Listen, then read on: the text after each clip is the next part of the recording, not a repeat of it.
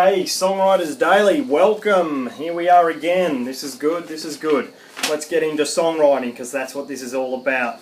The love of songwriting, the craft of songwriting, the how-to of songwriting, the empowerment of you as a songwriter, being empowered, learning more and more and more and more all the time so that hopefully we're writing very, very good songs that many people like. That's the idea. We're not writing them just for ourselves. Obviously, we want many people to like them. So, today I'm going to go over what I call, the chord songwriters chord map. I used to call it chord rules. The map that for songwriting, and I want to emphasize again. I'm going to get into the thing that they call flattening, or they refer to as flattening. I've nicknamed them, I call them come alives.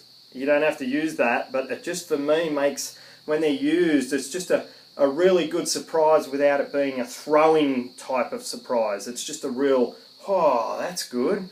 Many bands use them, blues bands use it, but Led Zeppelin is a band that I love that use those flattening. There's three positions in any key that you will use to flatten. As a rule, you'll flatten those, and we'll get to that in a sec. But just a reminder again is to remember that the songwriting map I'm referring to is any key you have the 7 chords, 1 to 7.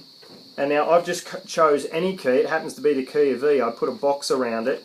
It refers to any key at all. It doesn't matter. The rules apply the same.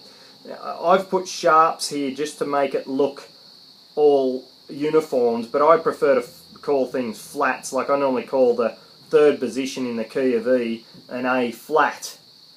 I just like that. It feels right for me, going from A flat to A. But G sharp, people like to call it as well. It's the same thing. G sharp and A flat, same thing. Same note, if you know what I mean, within this key. So, I want to remind you, put them all in there. Okay, we'll look at it. We'll look at it after. I'll have a look later. So, I want to remind you that in any key, these chords 1 to 7, this just happens to be the key of E, in any key at all, you go major, minor, minor, major, major, minor, and this one here is a diminished. I'm not even going to, it's hard to use a diminished chord, or flat 5, major 7, flat 5, hard to use, so we'll look at what we do with that today. But that's the pattern you're going in, major, minor, minor, major, major, minor, diminished, right? Half diminished. In every key, if it's a key of C, it's the same thing. Any key at all, key of B, same pattern. Major, minor, minor, major, major, minor. Alright, which means the F sharp here is a minor because it says minor. The E is a major. The G sharp is a minor, so G sharp minor. F sharp minor. And what's it say? The 4th chord of any key is a major, so A major. The 5th chord of any key is a major because it has the big M, major. B major. The 6th chord of any key you're in this case C sharp, it's a minor because it has a little M, minor. C sharp minor is the 6th chord in the key of E. C sharp, what is it? Major or minor? It's a minor. Okay, this is brilliant stuff because then no matter what, you know what to do when you get to this in the key of E. When you get to a play, you know that a C sharp minor is going to fit perfectly in the key of E. Now you can do different things with that if you want, but this is the starting position. That's what the songwriter's chord map is so good for. Okay, and then we've got the D sharp at the end. See, I'd normally call that an E flat, but D sharp and E flat are the same thing, and you return back to the E. Now, what I'm getting at today is these 3.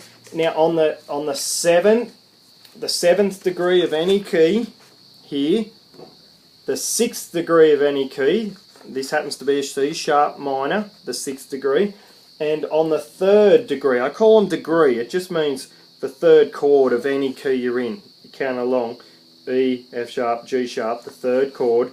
It also is the one we're going to refer to. So the 7th, the 6th, the 7, the 6, and the 3. And they get flattened. We flatten them by one semitone. That's what it means. It doesn't mean it becomes a flat. It might not. And I'm showing you how this won't become a flat. But it means you're taking it back one semitone. That's what I mean by flattening. So this D sharp here now becomes a D major. D major. Because there, see, the D, the 7th degree of this key we're in, becomes, instead of D sharp diminished, it now just becomes, we take it back one semitone and it becomes a D. D sharp back to D. D sharp back to D. So it's a D major. Now the 6th degree of any key you're in. Same thing. Here we go. That C sharp minor now becomes a C major. It gets majored.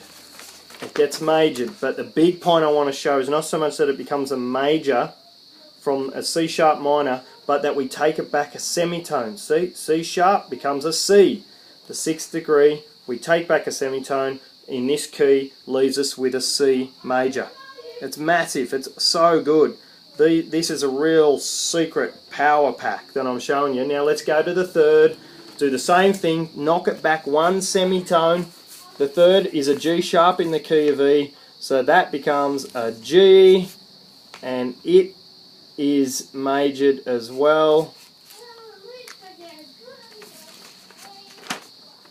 And there we have it.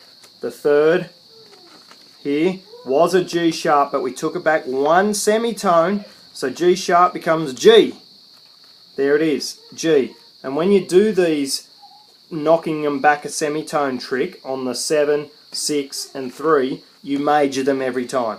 They don't become minors anymore. You ignore the minor major thing. You just make them majors every time.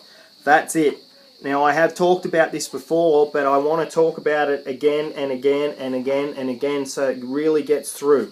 Alright, that's it for today. Thank you very much. I hope this has been helpful. Sure is great to use, so get into it, and I look forward to getting back on Friday. Wednesday, today being Monday, and yeah, see you then. Take care.